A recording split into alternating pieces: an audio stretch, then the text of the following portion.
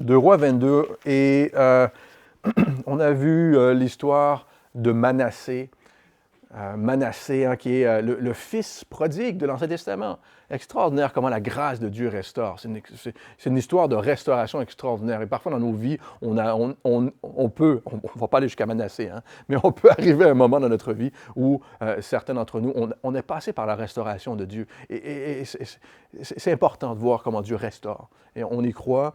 Ici à la chapelle, on sait que Dieu restaure. Et on a donc Manassé, on a vu son fils Amon, qui lui ne s'est pas tourné vers le Seigneur, au contraire. Hein. Manassé avait commencé et Amon a fait pire, mais ils ont amené dans le temple l'abomination, ce qui n'avait jamais été dans le temple. Et on a vu qu'il y avait un parallèle avec ce que l'on vit dans la fin des temps, dans les derniers jours que nous, on vit.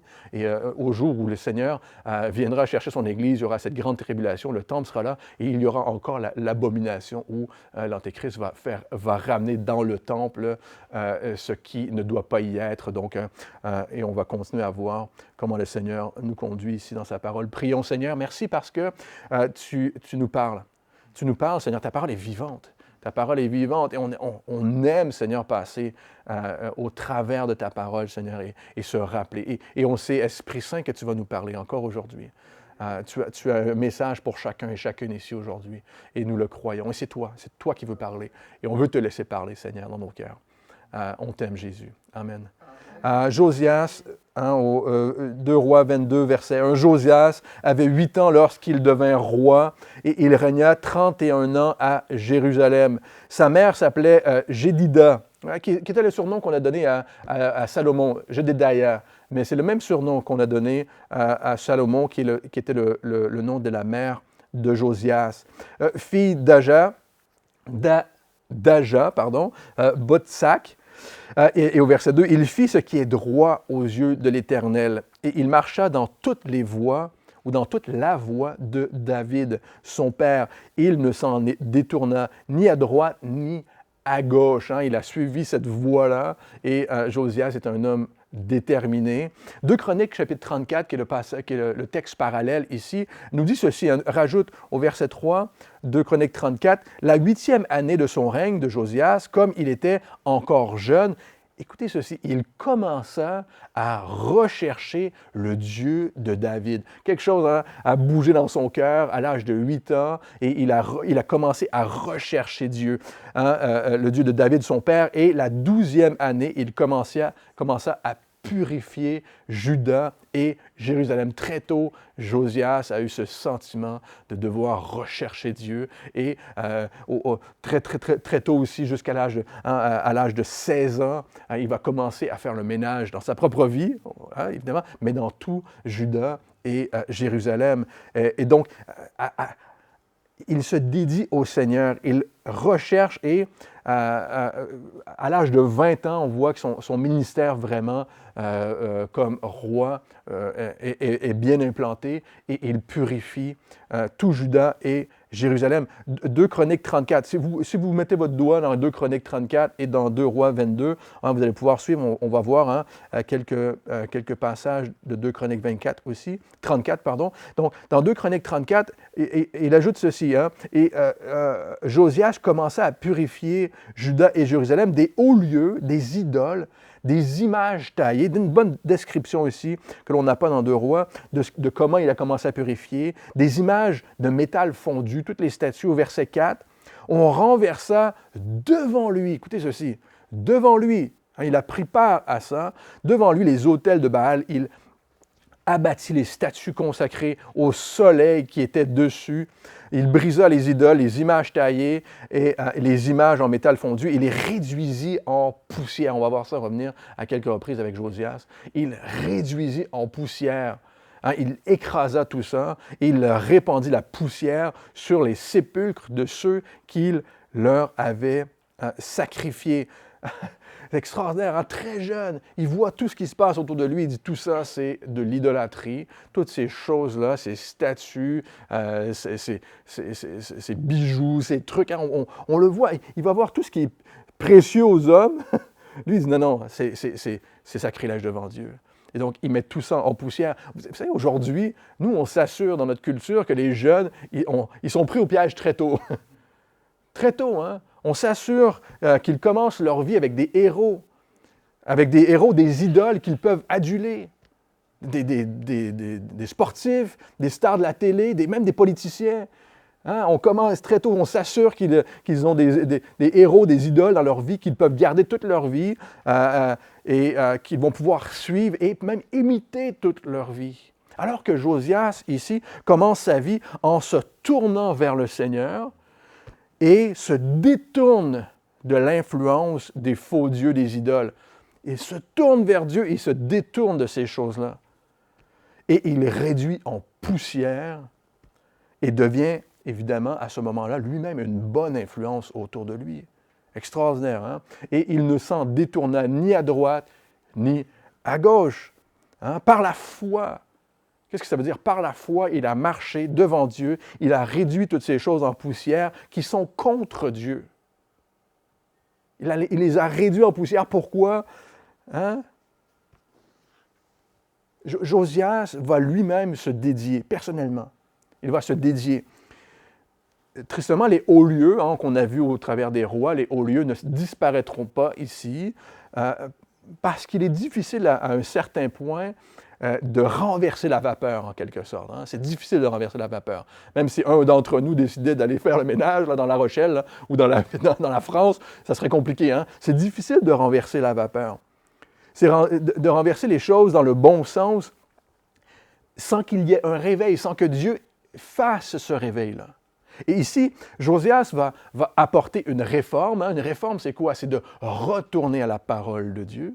Ce que nous, on fait, on s'attarde à lire et à enseigner la parole verset par verset, chapitre par chapitre. Qu'est-ce qu'on fait? On y va de Genèse à Apocalypse, puis quand on a terminé, on fait quoi? On recommence. C'est ça. La réforme, c'est de retourner à la parole de Dieu. Et Josias va apporter cette réforme-là, mais le Seigneur va tout de même laisser Juda aller en captivité. Il l'a prononcé, sa parole, avec Manassé. Et il va laisser Juda aller en captivité, malgré qu'il y a encore des fidèles. Et on va voir, ils vont célébrer la Pâque d'une manière encore plus grande que n'importe qui auparavant l'a fait. Mais malgré qu'il y a des fidèles, le Seigneur a prononcé sa parole. Nous, aujourd'hui, on peut regarder notre nation et dire, Seigneur, on a besoin d'un réveil. Encore un réveil, Seigneur, avant que tu reviennes. Réveille, Seigneur, cette nation. Réveille cette ville aujourd'hui. Réveille. On a besoin de ce réveil-là. Malgré qu'il y ait ou qu'il puisse y avoir un réveil, est-ce que ça veut dire nécessairement que l'immoralité dans ce pays va cesser? Est-ce que ça veut dire que la politique va changer? Pas nécessairement. Pas nécessairement. C'est pas certain. Mais on peut se tenir pour le Seigneur. Se tenir pour le Seigneur, prier Dieu. Prier le Seigneur d'agir pour voir, évidemment, l'Évangile gagner du terrain autour de nous. J'espère que c'est un message d'encouragement pour vous aujourd'hui, vraiment de dire, Seigneur, on doit se tenir nous-mêmes, les quelques fidèles que le Seigneur a ici dans cette ville, que l'on puisse se tenir en prière et demander au Seigneur d'agir. Si le Seigneur l'a fait pour Manassé, il a changé le cœur d'un homme comme Manassé, qui a tué l'innocent, qui a renversé des choses vraiment horribles. Il peut rejoindre n'importe qui encore aujourd'hui. J'espère que vous le croyez. Et à cette époque, le Seigneur dit, c'est par la bouche d'Ézéchiel qui prêchait à ce moment-là, dans Ézéchiel chapitre 22, le Seigneur dit à cette époque, « Je cherche parmi eux un homme qui élève un mur, qui se tienne à la brèche devant moi en faveur du pays. » C'est à ce moment que le Seigneur va parler de cette manière, au travers d'Ézéchiel. Je cherche une personne qui, à genoux, va prier, qui va implorer le Seigneur. Je cherche, dit le Seigneur. Hein? Et encore aujourd'hui, par les prières de ses enfants, par nos prières, au nom du Seigneur Jésus, nous savons, on peut voir un réveil se produire dans ce monde. Dans ce monde qui s'enténèbre de jour en jour. C'est une évidence pour nous. C'est un monde qui s'enténèbre de jour en jour. Mais on peut voir et on peut implorer le Seigneur et de voir, juste prier que le Seigneur Jésus soit élevé comme jamais auparavant. Qu'il soit élever, célébrer, jusqu'à ce qu'il revienne. Hein, c'est ce que les fidèles vont faire ici. Ils vont célébrer la Pâque, ils vont être enthousiastes, mais on prie que ça puisse être notre cœur pour le Seigneur aujourd'hui. Au verset 3, 2 Rois, chapitre 22, la 18e année du roi Josias. J'enlève mes lunettes pendant que je lis, je ne suis pas sûr que c'est une bonne idée. Je vais les nettoyer, là. Je vais les remettre avant de continuer. Verset 3. La 18e année du roi Josias, le roi envoya dans la maison de l'Éternel Shaphan, le secrétaire, fils d'Atsalia, fils de Meshulam. Verset 4, il lui dit, monte vers Ilkija, le souverain sacrificateur, et qu'il amasse l'argent qui a été apporté dans la maison de l'Éternel, et que ceux qui ont la garde du seuil ont recueilli du peuple. On remettra cet argent entre les mains de ceux qui sont chargés de faire exécuter l'ouvrage dans la maison de l'Éternel. Josias, il y a un réveil. Ce qu'il veut faire, c'est quoi? C'est de réparer le temple ici. Et donc, ils remploieront l'argent pour ceux qui travaillent aux réparations de la maison de l'Éternel, au verset 6. Pour les charpentiers, la manœuvre et les maçons, pour les achats des bois, des pierres, de taille nécessaires aux réparations de la maison. Mais on ne leur demandera pas de compte pour l'argent remis entre les mains, car ils agissent avec probité. Hein. C'est le règle de tout maître d'œuvre aujourd'hui.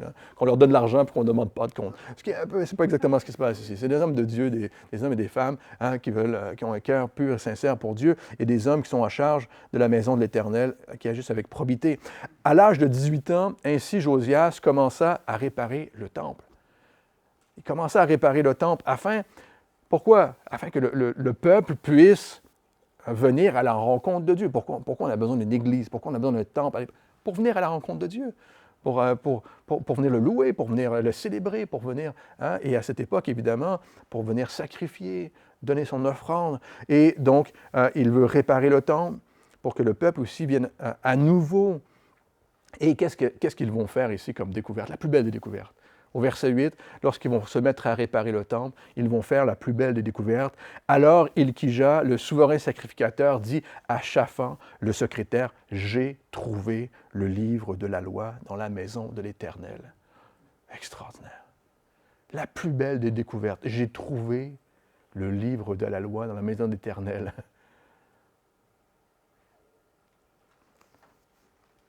On n'est pas certain ici si ce livre de la loi, c'était que la Torah, si c'était que le livre des Deutéronomes. En tous les cas, Josias semble référer au Deutéronome et va connaître la loi parfaitement parce qu'il veut appliquer les choses, ramener la justice de Dieu. Mais le tiers de l'Ancien Testament avait été écrit à ce moment-ci. Probablement, il y avait des psaumes de David. Et à ce point-ci, on découvre cette chose. Et on se souvient que Manassé et Amon, qu'est-ce qu'ils avaient fait? Ils avaient détruit tous les rouleaux de l'Écriture qu'ils avaient pu trouver. Ça devait être une des dernières, sinon la dernière copie qui était là. Ce qui est intéressant, c'est que le sacrificateur ait trouvé le livre de la loi dans la maison de l'Éternel, là où elle devrait être, n'est-ce pas? Mais là où personne n'allait.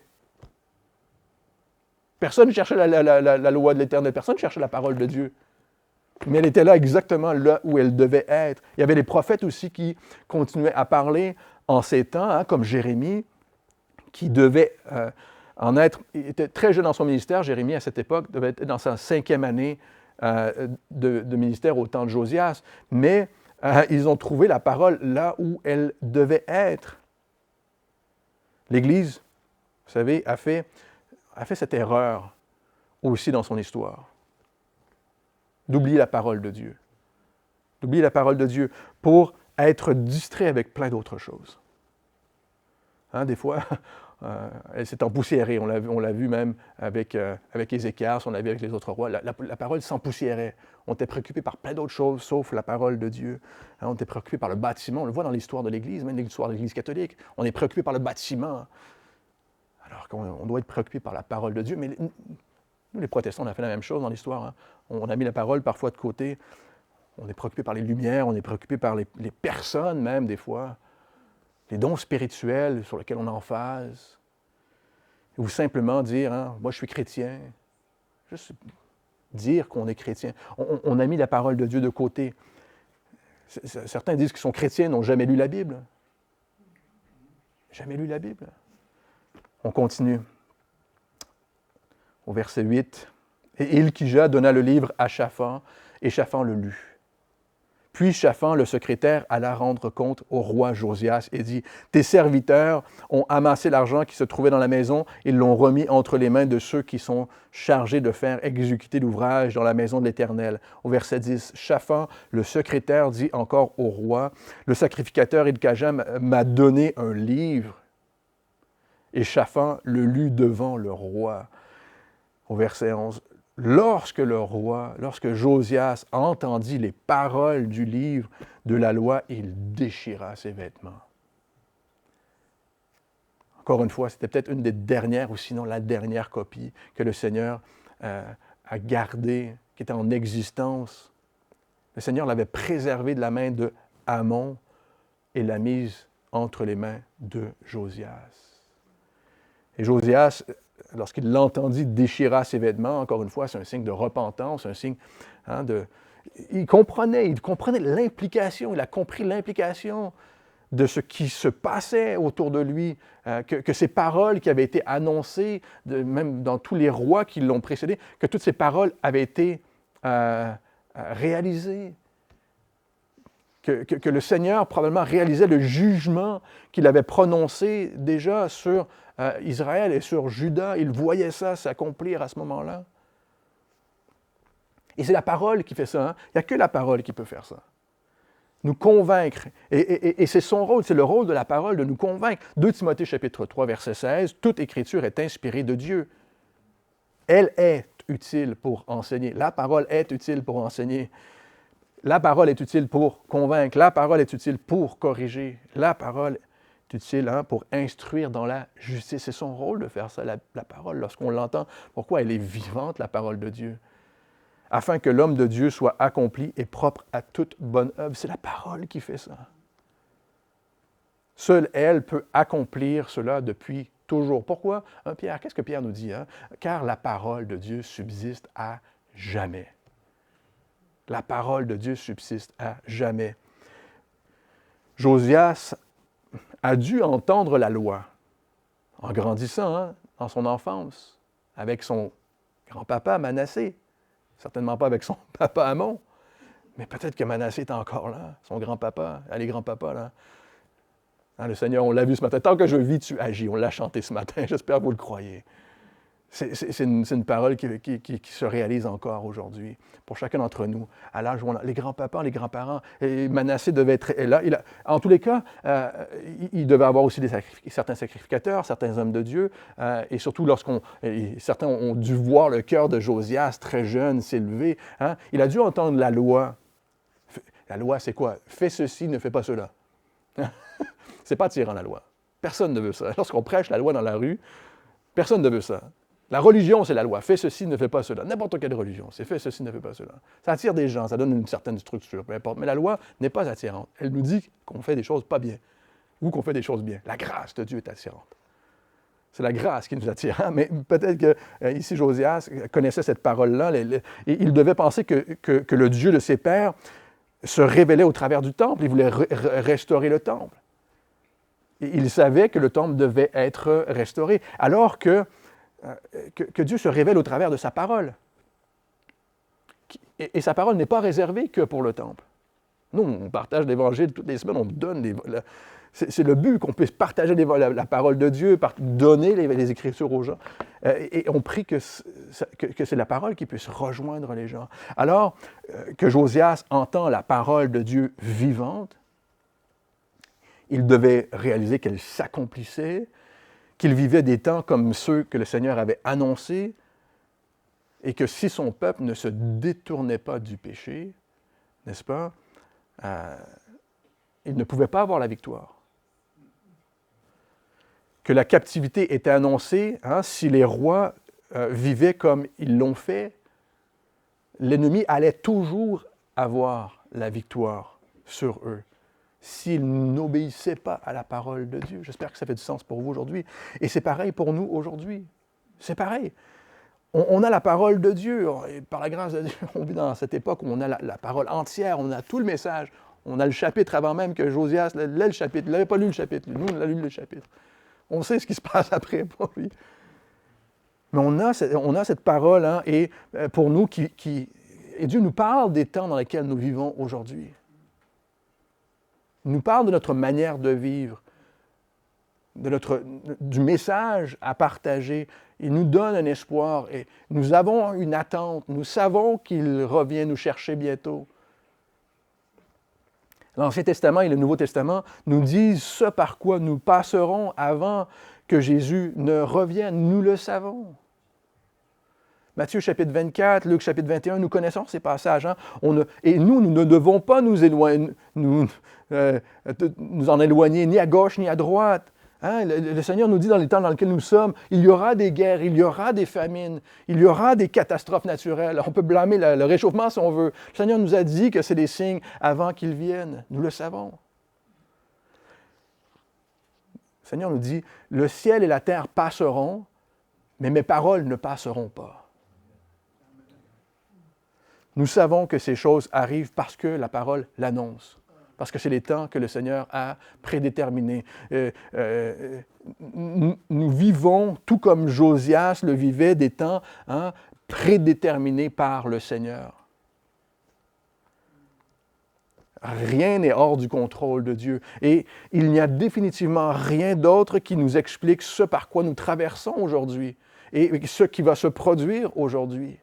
Rien d'autre ne l'explique, autre que la parole de Dieu. Et évidemment, notre travail, c'est de continuer à l'annoncer.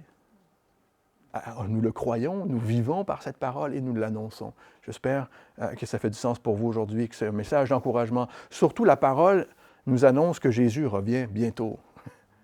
J'espère que vous vivez avec cette espérance-là, avec cette attente à chaque jour, au quotidien. Et ceux qui entendent ce message peuvent se tourner vers le Seigneur et avoir aussi cet espoir d'être sauvés, d'être préservés jusqu'au jour. Hein. Peu importe les temps qui vont... ça ne va pas aller de mieux en mieux. Hein? Je ne sais pas si vous savez, là, mais on vit déjà des choses horribles, on voit des choses horribles. On dirait que tout ce que je vois ces temps-ci, c'est dans les manchettes, c'est des poètes ou des auteurs qui disent « Ah, le monde est fou, le monde est ci. » Non, je suis comme... Ça, c'est un constat. Quel est ton espoir?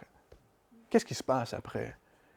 Quelle est ton attente? C'est beau de dire, hein? Blaise Pascal disait, si on coupe les arbres, là, les poètes n'ont plus rien sur quoi raisonner. Il n'y a pas de fondement, là. Coupe les arbres, coupe les trucs des scientifiques qui parlent, il n'y a plus rien pour parler. Bon, écoute, je ne sais plus. Quelle est ton espérance? En quoi tu espères? Dans la parole de Dieu. Au verset 12, on continue. Au verset 12, « Et le roi donna cet ordre au sacrificateur Ilkija et à Achika, fils de Shaphan, à Akbar, fils de Miché, à Shaphan, le secrétaire, et à Azacha, je vous ai perdu, là, mais tout est écrit là, hein, aux serviteurs du roi. Allez, écoutez ceci, allez consulter l'Éternel pour moi, pour le peuple et pour tout Juda, au sujet des paroles de ce livre qu'on a trouvé. Car grande est la colère de l'Éternel qui s'est enflammée contre nous. Parce que nos pères n'ont point obéi aux paroles de ce livre et n'ont point mis en pratique tout ce qui nous y est prescrit. Shaphan, ce qui est extraordinaire, c'est que Shaphan et sa famille joueront un rôle remarquable par la suite. Une famille de Dieu extraordinaire. Et son fils va exhorter le roi Joachim à ne pas brûler les rouleaux de Jérémie par la suite et à ne pas tuer Jérémie lui-même. Donc son fils va jouer un autre rôle. Un de ses petits-fils va rapporter d'autres paroles de Jérémie au roi qu'il a entendues, hein, vous vous souviendrez, de la part de Baruch, qui était le scribe de Jérémie, et il va rapporter ces paroles-là au roi. Leurs familles vont jouer un rôle extraordinaire jusqu'à la fin de Juda, et un autre de ses fils, des fils de Shaphan, va lui apporter la lettre du prophète Jérémie. Lui, va apporter cette lettre-là aux Juifs exilés à Babylone. C'est extraordinaire. Et lorsqu'on a découvert la parole de Dieu, hein, et l'impact que ça a, même sur les générations qui suivent. Donc, une famille dévouée au Seigneur et à sa parole. Au verset 14, le sacrificateur Ilkija, Achikam, Akbar, Shaphan et Asaja allèrent auprès de la prophétesse Hulda, femme de Shallum, fils de Tikva, fils de Harhas, gardien des vêtements. Donc, c'était un tailleur. Il travaillait pour la maison du roi. Et elle habitait à Jérusalem, dans l'autre quartier de la ville. Manassé avait tué beaucoup d'innocents. Manassé avait tué beaucoup d'innocents, incluant des prophètes, et, selon la tradition, Ésaïe lui-même a été tué par Manassé. Manassé avait tué beaucoup de ces prophètes-là. La femme d'Ésaïe était une prophétesse. On le voit dans Ésaïe chapitre 8. Donc, la femme d'Ésaïe elle-même était prophétesse. Et on avait ces femmes qui se tenaient pour Dieu, qui parlaient de la part de Dieu aussi, en Juda, en tous les cas ici, et qui se tenaient sans craindre d'annoncer la vérité de Dieu. Le rôle d'un prophète, d'une prophétesse, c'est d'annoncer la parole de Dieu, sans craindre, à contre-courant. D'annoncer les vérités de Dieu. Ce n'est pas toujours d'annoncer quelque chose de futur, c'est d'annoncer la vérité de Dieu, peu importe les conséquences. Et c'est ce que cette femme Hulda, Jérémie était assez jeune, donc à ce point-ci, on l'a vu, donc ils vont voir cette prophétesse qui était dans l'autre quartier, qui était peut-être même là où le collège, on a vu avec Élisée, le collège des prophètes, peut-être que c'était vraiment dans ce quartier où ce qui restait de ces écoles-là ou de ce collège où elle habitait avec son mari Shallum, qui était un ouvrier. Et donc, ils vont consulter l'Éternel par la prophétesse, et il se trouve aussi où se trouvait probablement Sophonie à ce moment-là. C'est extraordinaire de voir à quel moment ces prophéties sont arrivées, que l'on lit dans la parole de Dieu, qui étaient probablement aussi assez jeunes. Donc, au verset 15, « Après qu'ils eurent parlé, elle leur dit, « Ainsi parle l'Éternel, le Dieu d'Israël. » Elle va rappeler la parole de Dieu. Que ça le plaise ou non, elle va rappeler la parole qui a été mentionnée par Dieu. « Ainsi parle l'Éternel, le Dieu d'Israël. Dites à l'homme qui vous a envoyé vers moi, à Josias, au verset 16, « Ainsi parle l'Éternel. Voici, je vais faire venir des malheurs sur ce lieu et sur ses habitants, selon toutes les paroles du livre qu'a lu le roi de Juda. Parce qu'ils m'ont abandonné et qu'ils ont offert des parfums à d'autres dieux, afin de m'irriter par tous les ouvrages de leurs mains. Ma colère s'est enflammée contre ce lieu, et elle ne s'éteindra point. » Elle rappelle la parole de Dieu. Ce qui a été dit là, ce que tu as lu là, c'est ce qui va se passer. Qu'est-ce que Josias a reconnu lorsqu'il a lu la parole de Dieu? Grande est la colère de l'Éternel qui s'est enflammée contre nous. C'est ce que Josias a reconnu. Wow! Grande est la colère de l'Éternel. Il reconnaît le jugement que Dieu va apporter. Que dit Dieu ici? Ma colère s'est enflammée. Et le peuple avait perdu. Pourquoi? Parce que le peuple avait perdu complètement la crainte de Dieu. Avait perdu la crainte de l'Éternel. Et franchement, frères et sœurs, c'est ce que nous voyons dans le monde dans lequel on vit. On a perdu la crainte de Dieu. C'est ce que nous vivons aussi dans ces derniers temps, aujourd'hui, autour de nous, dans notre nation. Aucune crainte de Dieu, de ce qui va se produire, du jugement que Dieu peut apporter. Et le Seigneur, vous vous souviendrez, tournez avec moi dans 2 Chroniques, chapitre 7. 2 Chroniques, chapitre 7. Qu'est-ce que Dieu avait dit à Salomon en réponse à sa prière? 2 Chroniques, chapitre 7. Le Seigneur a dit à Salomon en réponse à ses prières. Au verset 14, au verset 13, « Quand je fermerai le ciel et qu'il n'y aura point de pluie, quand j'ordonnerai aux sauterelles de consumer le pays, quand j'enverrai la peste parmi mon peuple, le jugement terrestre. » Au verset 14, « Si mon peuple, vous et moi, si mon peuple sur qui est invoqué mon nom s'humilie, prie et cherche ma face, et s'il se détourne de ses mauvaises voies, je l'exaucerai des cieux, je lui pardonnerai son péché et je guérirai son pays. » Si mon peuple, si nous prions, si nous nous humilions et nous recherchons la face du Seigneur, il agira. J'espère que vous le croyez ce matin. Le Seigneur leur dit, le problème est que mon peuple m'a abandonné. On peut regarder constamment derrière, ou à côté, ou à l'extérieur. Mais si mon peuple, à ce moment, c'est le peuple de Dieu qui l'a abandonné, qui a abandonné sa parole. Et nous avons nous-mêmes une opportunité extraordinaire dans les temps dans lesquels nous vivons, de prendre part au plan du Seigneur. Pas juste d'être spectateur, de prendre part au plan de Dieu, et ce, par la prière. Et c'est l'histoire de Josias, et on a vu avec Ézéchias aussi, est une œuvre extraordinaire, un rappel à la prière, de s'arrêter et de prier. Et l'Éternel répond à Josias, à sa prière, à son humilité ici. Hein? Et on va voir au verset 18 de Rois chapitre 22. Donc, Hulda va répondre au peuple, et elle va répondre à Josias personnellement au verset 18. Pardon, mais vous direz au roi de Juda, qui vous a envoyé pour consulter l'Éternel. Ainsi parle l'Éternel, le Dieu d'Israël, au sujet des paroles que tu as entendues, parce que ton cœur a été touché, parce que ton cœur s'est attendri, hein, parce que tu t'es humilié devant l'Éternel en entendant ce que j'ai prononcé contre ce lieu et contre ses habitants, qui seront un objet d'épouvante et de malédiction. La parole de Dieu reste. Hein, et parce que tu as déchiré tes vêtements, et que tu as pleuré devant moi, moi aussi j'ai entendu, dit l'Éternel. C'est pourquoi, voici au verset 20, je te recueillerai auprès de tes pères, tu seras recueilli en paix dans ton sépulcre, et tes yeux ne verront pas tout le malheur que je ferai venir sur ce lieu. Ils rapportèrent au roi cette réponse. Moi, je vois vraiment un parallèle extraordinaire avec ce que Dieu nous promet aujourd'hui. Dieu veut nous préserver de la colère, veut nous préserver de son jugement, même dans les temps dans lesquels nous vivons. Lorsqu'on a mis notre foi en lui, il veut nous donner cette paix. Jésus, qu'est-ce que Jésus a dit avant de partir? Moi, je vous donne la paix. Je vous donne ma paix. Je vous donne la paix, non pas comme le monde donne la paix. Et c'est là où on veut se réfugier. C'est là où Josias a pu se réfugier, dans la paix de Dieu. Et ce qui est intéressant, c'est que Josias sera tué par le roi, hein, par le pharaon, le roi d'Égypte, sur le champ de bataille. Mais le Seigneur lui dit, tu ne verras pas le malheur qui va tomber sur ce lieu, sur la face de Juda. Tu seras enlevé avant ça.